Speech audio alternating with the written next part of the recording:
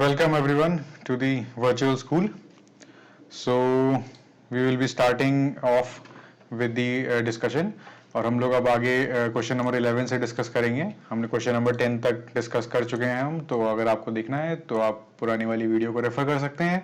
और अब हम शुरू करते हैं क्वेश्चन नंबर 11 में। ओके, तो क्वेश्चन नंबर 11 में हमें एक सिंपल सा प्रोग्राम लिखना है जिसमें हमें चेक करना है कि जो गिवन नंबर है, जो भी हम इनपुट लेते हैं यूजर से, वो एक आर्मस्ट्रॉन्ग नंबर है या नहीं। ठीक है, अब यहाँ पर डेफिनेशन उतनी क्लियर नहीं हो रही, मैं आपको बता देता हूँ कि आर्मस्ट्रॉन्ग नंबर क्या है। आर्मस्ट्रॉन्ग नंबर बेसिकली एक ऐसा नंबर होता है जिसकी अगर हम डिजिट्स को निकालें एक एक करके और उन सबको अगर हम क्यूब करें, मतलब उसी डिजिट को खुद से 3 बार मल्टीप्लाई करें, बेसिकली उसका क्यूब निकालें। जैसे अगर 3 का क्यूब निकालेंगे आप तो 27 आएगा, है ना, कि 3 की पावर अगर 3 करें तो 27 आता है। ठीक है, तो उसी तरह अगर हम उसका क्यूब निकालें और उन सबको हम सम कर दें, ठीक है, तो हमको जो नंबर मिलता है, ठीक है, वो सेम होगा उसी नंबर के। एग्जाम्पल के तौर पे अगर हम 153 हम ले लेते हैं, ठीक है, तो 1 का क्यूब हुआ 1, 5 का क्यूब हुआ कितना हुआ 125, ठीक है, 3 का क्यूब हुआ 27। तो अगर हम 27, 125 और 1 को ऐड कर दें तो वापस से हमें 153 मिल जाता है। तो ये हो गया आर्मस्ट्रॉन्ग नंबर। अब हमें इसके लिए प्रोग्राम लिखना था, ठीक है, तो आइए देखते हैं प्रोग्राम। ठीक, तो प्रोग्राम भी बहुत सिंपल सा है। हम यूजर से इनपुट लेते हैं, एंटर अ नंबर, ठीक है, उसकी हमें कॉपी बना के रख लेते हैं, ठीक है, एक कॉपी नंबर में हम उसको स्टोर कर लेते हैं। ठीक, अब हम चेक करते हैं जब तक कॉपी नंबर की वैल्यू 0 से ज्यादा नहीं, 0 से ज्यादा है तब तक हमारा व्हाइल का लूप चलेगा। उसमें हम क्या करेंगे, हम डिजिट्स को निकालेंगे। कैसे निकालेंगे, नंबर को अगर हम मॉड करेंगे 10 से, ठीक, अगर हम नंबर का मॉड्यूलस लेते हैं 10 से तो हमें उसका जो लास्ट डिजिट है वो मिल जाता है। क्यों, क्योंकि अगर आप किसी भी नंबर को डिवाइड करेंगे 10 से, सपोज अगर आप 105 को अगर 10 से डिवाइड करते हैं तो हमें क्या मिलेगा 10.5, ठीक है, तो यानी जो 0.5 यानी कि इनको लास्ट डिजिट मिल गया 5, तो मॉड्यूलस में हमेशा रिमाइंडर आता है, तो रिमाइंडर में क्या आया 5, तो हमें लास्ट डिजिट मिल गया। इसी तरह से हम इसके डिजिट्स को एक्सट्रैक्ट करेंगे। ठीक, फिर हमने क्या किया, हमें उसका वो निकालना था कि हमें उसका क्यूब निकालना था उस डिजिट का। तो हमने उसका क्यूब कैसे निकाला, हमने पाइथन का इनबिल्ट फंक्शन यूज किया पाओ, उसमें हमने डिजिट पास किया, उसके बाद हमने 3 वैल्यू पास करी, तो ये क्यूब निकाल देगा। अगर यहाँ 2 पास करेंगे तो 2 टू द पावर 3 8 हो जाएगा। ठीक, फिर हमने उसको ऐड कर लिया। इनिशियली हमने x की वैल्यू 0 रखी थी, क्यों, क्योंकि हमको सम चाहिए होगा और फिर सम को हमको ओरिजिनल नंबर से कंपेयर करना पड़ेगा। ठीक, फिर हमने अगली लाइन पे क्या किया, अगली लाइन पे हमने डिवाइड बाई 10 कर दिया। इससे हमें जो लास्ट वाला डिजिट था वो उस पूरे डिजिट में से रिमूव हो गया। अब एग्जांपल के तौर पे अगर हम नंबर जो इनपुट कर रहे हैं वो 153 है सपोज, ठीक है, यहाँ पर अगर मैं हैश लगाऊं और 153 है, तो इस लाइन पे जो डिजिट की वैल्यू निकलेगी वो 3 निकलेगी, और यहाँ पर जो हमारा कॉपी नंबर की जो फाइनल वैल्यू हो जाएगी वो 153 डिवाइड बाई 10। तो अगर हम इंटीजर पार्ट निकालें तो कितना निकलेगा 15 निकलेगा। तो बस हमारा लास्ट डिजिट जो था वो निकल गया यहाँ से। ठीक है, तो सिमिलरली ये लूप पूरा चलता जाएगा। ठीक है, और लास्ट में हम यूजर के इनपुट को जो हमने सम किया होगा उसके बराबर चेक करेंगे। अगर वो इक्वल आता है तो मतलब वो एक आर्मस्ट्रॉन्ग नंबर है, अगर वो इक्वल नहीं आता है तो वो एक नॉट आर्मस्ट्रॉन्ग नंबर, मतलब बेसिकली आर्मस्ट्रॉन्ग नंबर नहीं है। चलिए एग्जीक्यूट करके एग्जांपल देख लेते हैं, 153 के लिए देख लेते हैं। ठीक है, हमने यहाँ एग्जीक्यूट किया, एंटर अ नंबर हमसे पूछा गया, अब हमने उसमें टाइप किया 153, तो क्या आया आर्मस्ट्रॉन्ग, मतलब ये नंबर जो है ये आर्मस्ट्रॉन्ग नंबर है। अब हम एक दूसरा एग्जाम्पल ले लेते हैं। हमने एग्जाम्पल ले लिया सपोज 111, अब ये एक आर्मस्ट्रॉन्ग नंबर नहीं है, तो क्या आना चाहिए नॉट आर्मस्ट्रॉन्ग नंबर, तो मतलब हमारा प्रोग्राम एकदम सही चल रहा है। ठीक है, तो अब हम तो ये हो गया हमारा क्वेश्चन नंबर 11। अब चलिए जल्दी से आ जाते हैं क्वेश्चन नंबर 12 के ऊपर। क्वेश्चन नंबर 12 भी बहुत सिंपल है। हमसे पूछा गया है कि आपका एक प्रोग्राम लिखिए जिसमें हम एम्प्लॉय का नंबर इनपुट कराएं, ठीक है, उसकी हम बेसिक पे, मतलब जब भी आप किसी कंपनी को ज्वाइन करते हैं तो आपका एक नंबर आपको अलॉट किया जाता है, तो वो आपका एम्प्लॉय नंबर होता है। आपकी एक मासिक तनख्वाह होती है, मतलब मंथली पेमेंट एक आपको मिलती है कंपनी से आपके काम के बदले, वो आपका बेसिक पे होता है। ठीक है, उसमें हमारा HRA कैलकुलेट होता है, DA कैलकुलेट होता है। इतना कोई खास आप उसमें मत जाइए, बस HRA और DA को जोड़ के आपके बेसिक पे के साथ आपका नेट पे निकाला जाता है। मतलब HRA आपके बेनिफिट्स हैं जो आपको कंपनी देती है, DA आपका बेनिफिट है जो आपको कंपनी देती है, ठीक है, आपके बेसिक पे के ऊपर, और इसको ऐड करके ही आपका नेट पे निकाला जाता है। ठीक, तो अब क्वेश्चन में हमको वैल्यूज दे दी गई हैं कि अगर आपका बेसिक पे 1 लाख से ऊपर है, ठीक है, तो आपका HRA 15% बनेगा, आपका DA 8% बनेगा। वैसे अगर आपका 50 से कम है, 50,000 से कम है तो 5% बनेगा HRA, 5% बनेगा DA। और अगर उनके बीच में है तो 10% बनेगा HRA और DA बनेगा 5%। ठीक है, तो बहुत सिंपल था। अगर हम LCF का लैडर बना के भी इस क्वेश्चन को सॉल्व करें तो हम इसे सॉल्व कर ले जाएंगे। ठीक है, तो अब देखते हैं प्रोग्राम जल्दी से। क्वेश्चन नंबर 12 पे आते हैं। क्वेश्चन नंबर 12 में हमने एम्प्लॉय का नंबर इनपुट कराया, क्योंकि वो नंबर था इसलिए मैंने उसको इंटीजर में चेंज कर दिया है। एम्प्लॉय का नेम इनपुट कराया, क्योंकि वो स्ट्रिंग था इसलिए उसको इंटीजर में कैलकुलेट नहीं किया है।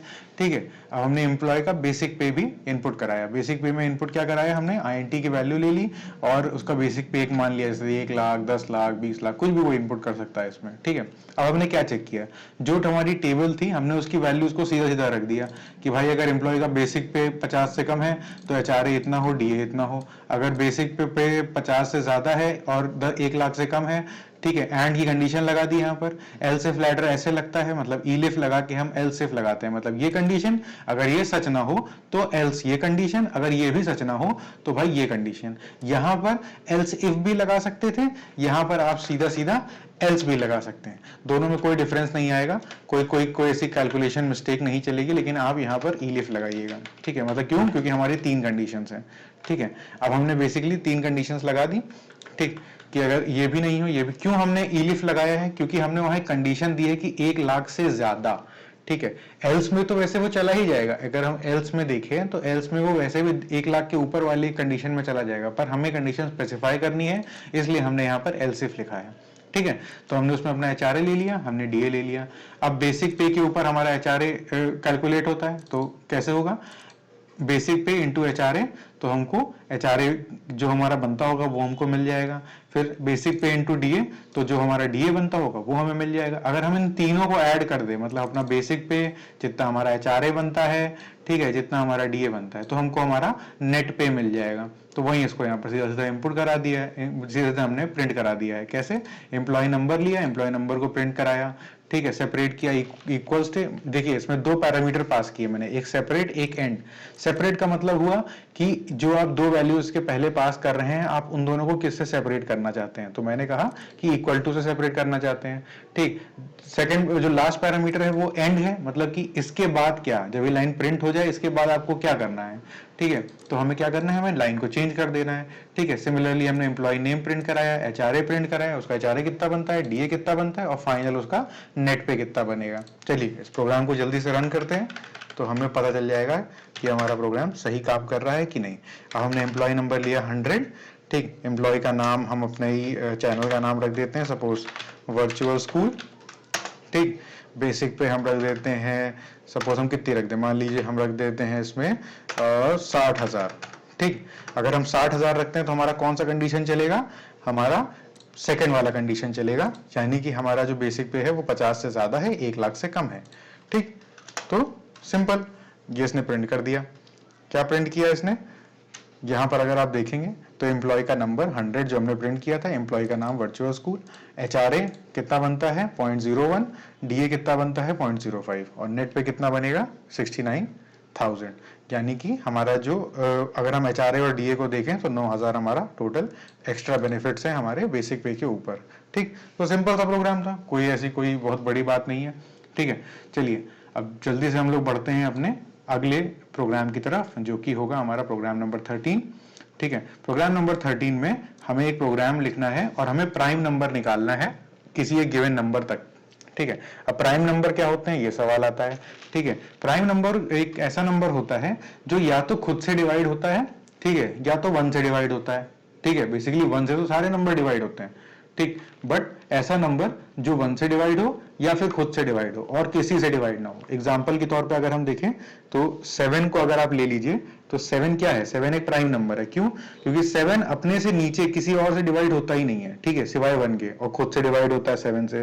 ठीक है, वैसे ही अगर आप देखें 3 को, 3 भी एक प्राइम नंबर है, ठीक है, खुद से डिवाइड होता है, 1 से डिवाइड होता है, तो ये सब हमारे प्राइम नंबर हैं।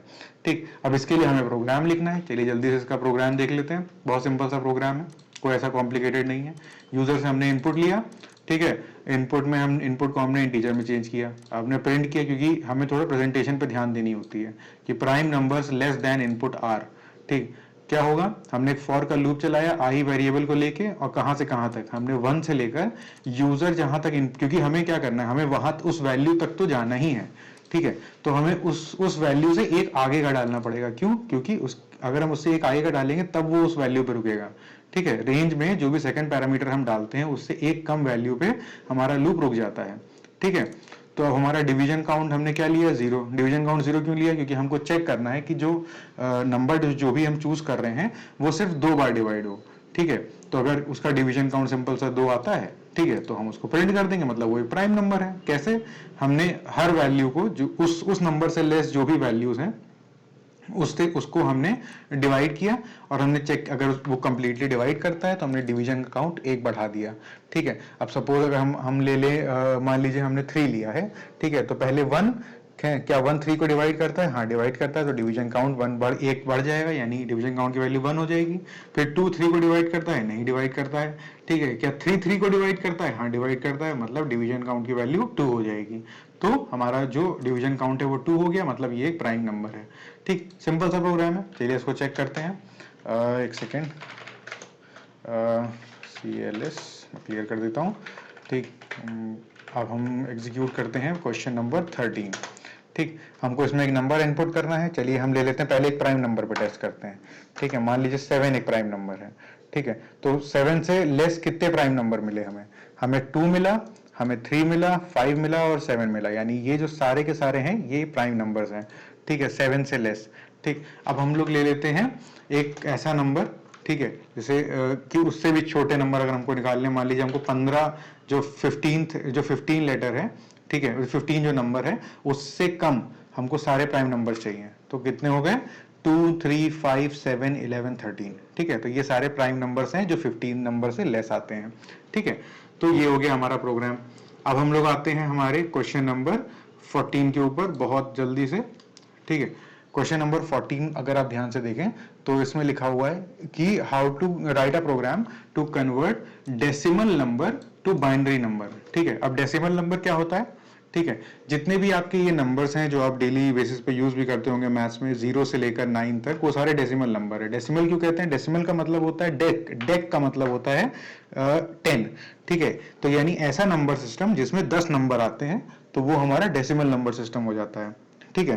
तो अगर हम एक डेसिमल नंबर लें तो यानी 100 200, ठीक है, ऐसे ही हमारे ये सब डेसिमल नंबर सिस्टम के नंबर हो गए, ठीक है। अगर हम बाइनरी नंबर सिस्टम में जाते हैं तो बाइनरी का मतलब क्या हुआ, 2, यानी एक ऐसा नंबर सिस्टम जिसमें खाली 2 नंबर्स हो। तो बाइनरी नंबर सिस्टम में हमारा खाली 0 और 1 होता है, ठीक है। तो अगर आप कन्वर्ट करें, ठीक है, मान लीजिए आप 5 लेते हैं एज अ डेसिमल नंबर, और 5 को अगर आप क्या कहते हैं चेंज करना चाहते हैं उसमें बाइनरी में, तो क्या आएगा 101। कैसे, अगर आप मतलब मैं चाहूंगा कि आप खुद से करके देखें, मान लीजिए कि एग्जांपल के तौर पे हम ले लेते हैं, ठीक है, राइट डेसिमल नंबर, ठीक है, एग्जांपल के तौर पे अगर हम ले लेते हैं, मान लीजिए 5 है, 5 हमारा किस में है, डेसिमल में, तो इसका जो बाइनरी फॉर्म होगा वो 101 आएगा। कैसे, ठीक है, अब ईच डिजिट को उसके प्लेस के हिसाब से 2 की पावर में हमें मल्टीप्लाई करना होता है, मतलब ये ऐसे जाएगा 1 into 2 to the power of 3, ठीक है, 2 टू द पावर ऑफ 3, ठीक, फिर प्लस, सॉरी क्योंकि 0 0 1 2 चलेगा तो 2 टू द पावर ऑफ 2, ठीक। फिर ऐसे ही हम अगर कॉपी पेस्ट कर लें इसको तो हमारा आ जाएगा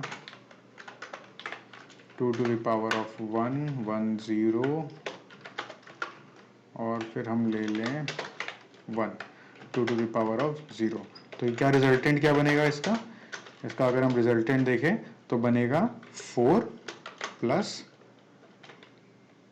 0 प्लस 1 यानी कि 5, ठीक है। तो सिंपल कन्वर्जन है, नंबर सिस्टम कन्वर्जन में अगर आपको दिक्कत होती है या आपको लगता है कि आपको मदद चाहिए तो आप कमेंट सेक्शन में मुझे बताइएगा, तो मैं आपको एकदम इजी वे में उसके लिए एक लेक्चर बना दूंगा अलग से, ठीक है। फिलहाल मैं मान के चलता हूँ कि आप बाइनरी और डेसिमल के बारे में थोड़ा जानते होंगे, ठीक है।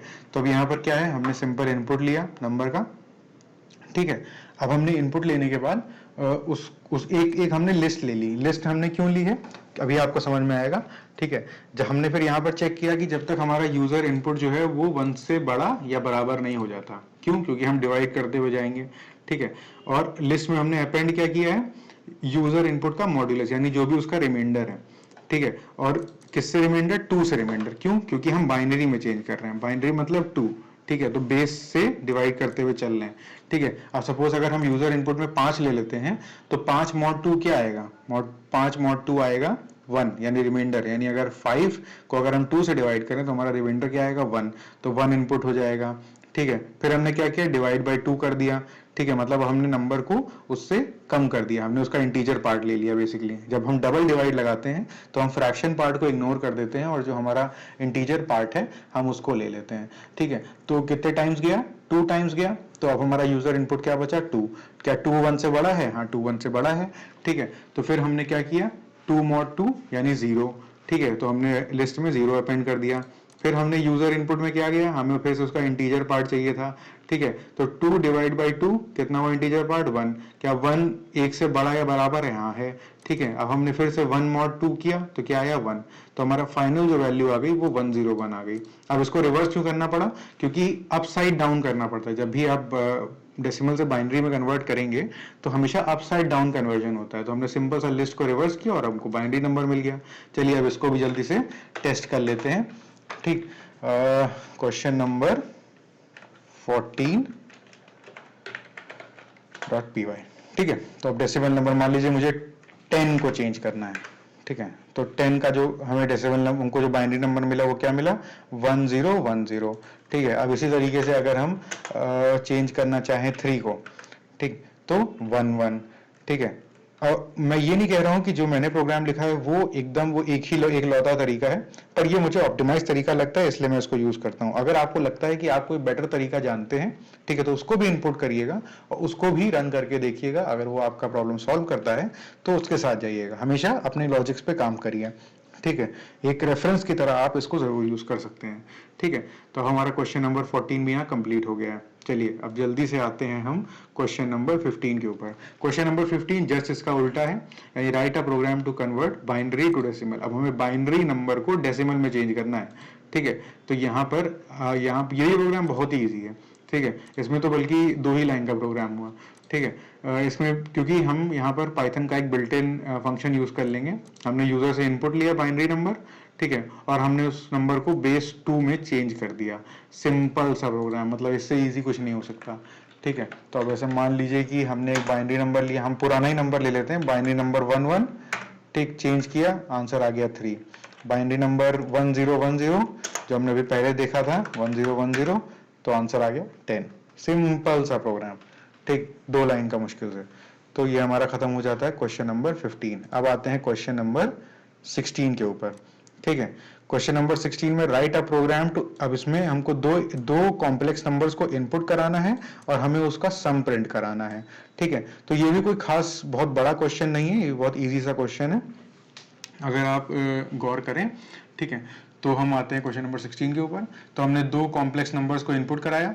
कैसे, जब भी आप किसी कॉम्प्लेक्स नंबर को इनपुट कराते हैं तो आप अगर उसके आगे कॉम्प्लेक्स पास कर देते हैं, ठीक है, तो जो पाइथन का जो रीडर है, जो आइडियली को रीड कर रहा होता है, जो आपका जो इनपुट रीड कर रहा होता है, वो उस नंबर को एज अ कॉम्प्लेक्स ही ट्रीट करता है। तो आपको इस फॉर्मेट में देना होता है कॉम्प्लेक्स नंबर, यानी रियल प्लस इमेजिनरी पार्ट, यानी जो ए है वो रियल पार्ट है, बी हमारा इमेजिनरी पार्ट है, जे हमारा सिग्निफिकेटर है कि ये एक इमेजिनरी पार्ट है, ठीक। तो पहला कॉम्प्लेक्स नंबर लिया, दूसरा कॉम्प्लेक्स नंबर लिया, सिंपल उनको आपने अगर सम कर दिया तो भी आपको सम मिल जाएगा एग्जाम्पल के तौर पर। चलिए देखते हैं हमारा प्रोग्राम कैसे काम करता है। 2 कॉम्प्लेक्स नंबर हमको इनपुट करने थे, तो पहला इनपुट मैं लेता हूं 1 + 2j, ठीक। दूसरा कॉम्प्लेक्स नंबर हमको इनपुट करना है 2 + 3j। तो आंसर क्या आना चाहिए, 3 + 5j, जो कि हमारा आया है। तो बहुत ही सिंपल सा प्रोग्राम था, हमें सिंपल सा सम मिल गया उसका, ठीक। तो यहाँ पर हमने क्या यूज किया, यहाँ पर हमने कॉम्प्लेक्स का यूज किया है। इसकी मदद से हम कॉम्प्लेक्स नंबर्स को भी रीड कर सकते हैं, ठीक है। तो अब चलिए जल्दी से आते हैं हमारे क्वेश्चन नंबर 17 के ऊपर। अगर मैं बहुत जल्दी करा रहा हूं तो मुझे बताइएगा कमेंट सेक्शन में, मैं अपनी स्पीड को स्लो करूंगा, ठीक है। पर ये बहुत ही इजी से प्रोग्राम्स है और इसमें इतना टाइम लगना नहीं चाहिए, ठीक है, इसलिए मैं इसको ऐसे करा रहा हूँ, पर अगर आपको लगता है कि स्पीड ज़्यादा है तो मुझे ज़रूर बताइएगा। ठीक है, तो अब आते हैं 17th क्वेश्चन के ऊपर।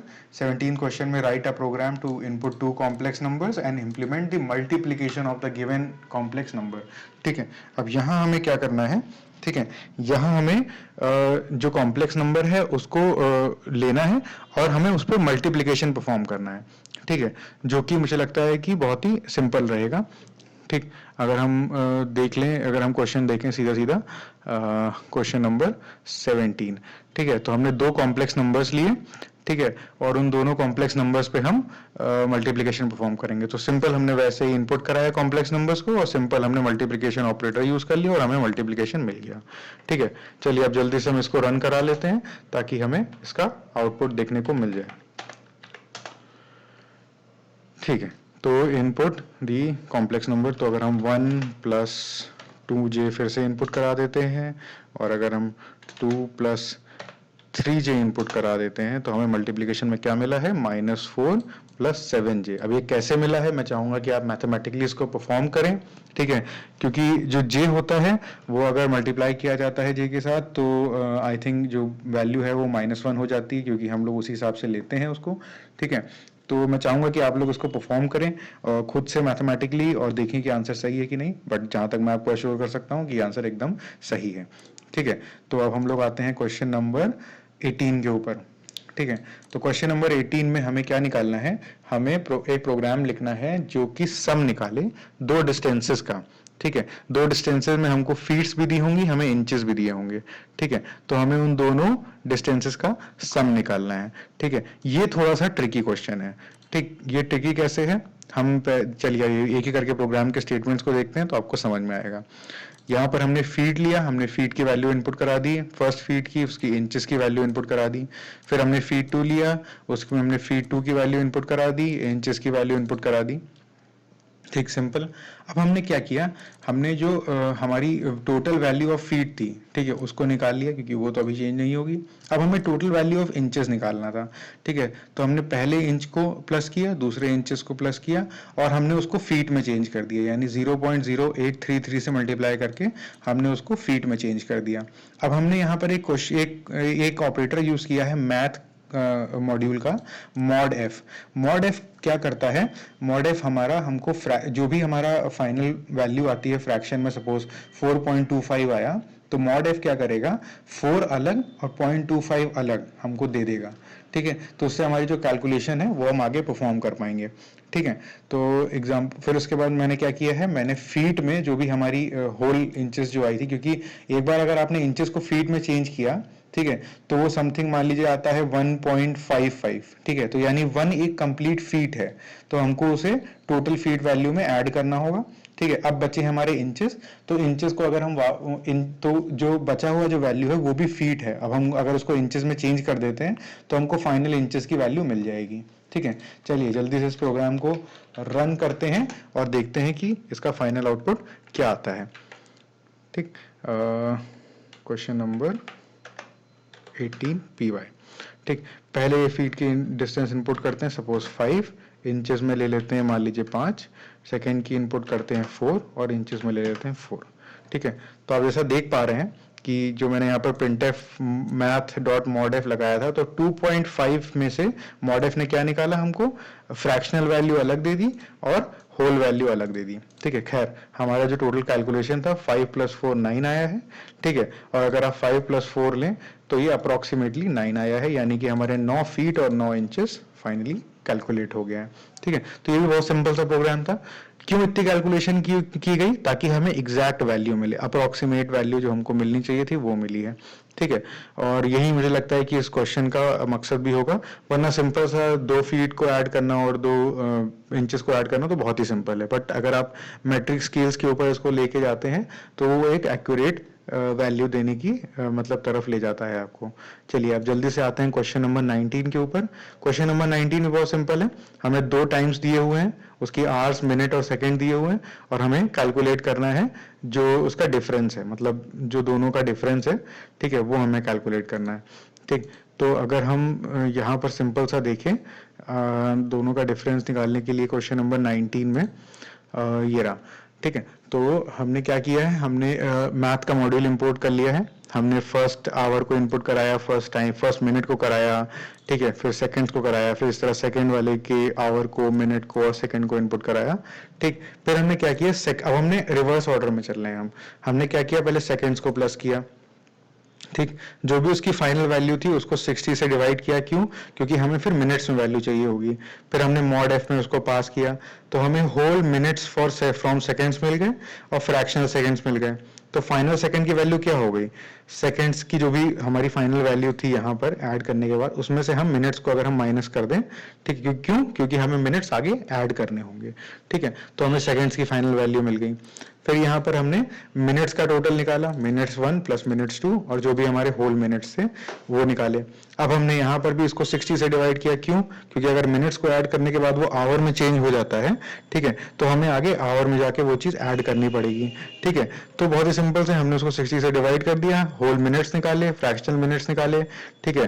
फिर फाइनल मिनट्स क्या होंगे हमारे, minutes total minus 60 whole minutes, ठीक है, यानी 60 से हमने इनपुट करके जो भी हमारे मिनट्स फाइनल बनते थे वो निकाल लिए, और जो भी हमारे होल मिनट्स थे वो बेसिकली क्या थे, वो हमारे आवर थे, तो हमने दोनों आवर्स में उनको ऐड किया और होल मिनट ऐड किया, तो हमें आवर का टोटल मिल गया। तो हमें फाइनली आवर, मिनट्स और सेकेंड्स मिल गए फाइनल कैलकुलेशन करने के बाद, ठीक। तो अब जल्दी से इसको रन करते हैं CLS, और हम रन करेंगे क्वेश्चन नंबर 19.py, ठीक। आवर फॉर फर्स्ट टाइम हम मान लेते हैं 5, मिनट्स फॉर फर्स्ट टाइम हम मान लेते हैं 5 और सेकंड्स भी हम 5 ही मान लेते हैं, ठीक है। आवर्स फॉर सेकंड टाइम अगर हम ले लें 4, सेकंड्स के मिनट ले लें 4 और सेकंड्स भी ले लें 4, तो क्या आया हमारा, आवर आया 9, मिनट्स आया 9, सेकंड्स आया 9।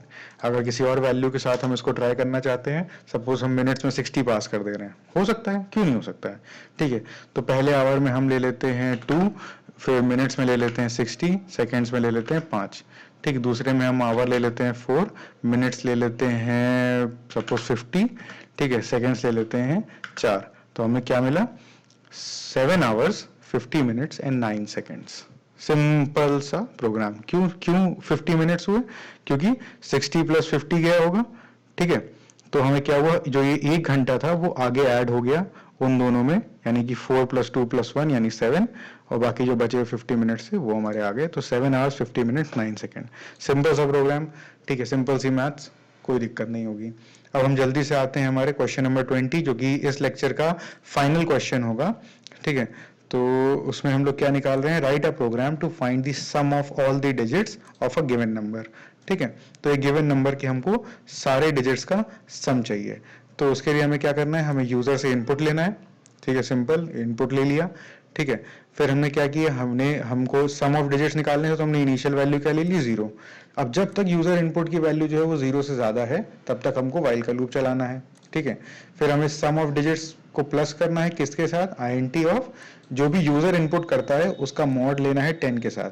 जैसा कि मैं आपको पहले भी बता चुका हूं कि जब हम 10 से मॉड लेते हैं तो हमको रिमाइंडर वैल्यू मिल जाती है, और अगर हम 10 से ही लेते हैं तो हमें बेसिकली लास्ट डिजिट मिल जाता है उस नंबर का, ठीक है। तो हमें उस नंबर को हमने सम ऑफ डिजिट में ऐड कर दिया, फिर उस नंबर को हमने 10 से डिवाइड करके जो उसका लास्ट डिजिट था वो उसमें से रिमूव कर दिया, अगले आइट्रेशन के लिए नंबर को बेसिकली रेडी कर दिया, ठीक। तो इस तरह से करते करते हमारा सम प्रिंट हो जाएगा। चलिए अब इस प्रोग्राम को जल्दी से रन करते हैं, ठीक है। क्वेश्चन 20.py, और हम एक नंबर ले लेते हैं सपोज 505, तो आंसर क्या आना चाहिए, 10, ठीक। तो हमारा सम ऑफ डिजिट्स क्या है, 10। फिर से अगर आपको एक्सपेरिमेंट करना है, मान लीजिए 67, तो आंसर क्या आना चाहिए, 13, तो सम ऑफ डिजिट्स इज 13। तो हमारा यहाँ पर क्वेश्चन नंबर 11 से लेकर क्वेश्चन नंबर 20 के सारे सॉल्यूशंस हो गए, ठीक है। अगर आपको कहीं पर भी कोई डाउट हो तो मुझे कमेंट सेक्शन में बताइएगा और मैं उसको जरूर रिजॉल्व करूंगा, ठीक है। तो हम यहाँ पर रैप अप करते हैं। अब अगले लेक्चर में हम मिलेंगे क्वेश्चन नंबर 21 से लेकर आगे के क्वेश्चंस के लिए। Okay, thank you. If you liked our content, kindly like, share and subscribe us so that we get motivated and we can provide you more informative videos on the same subject.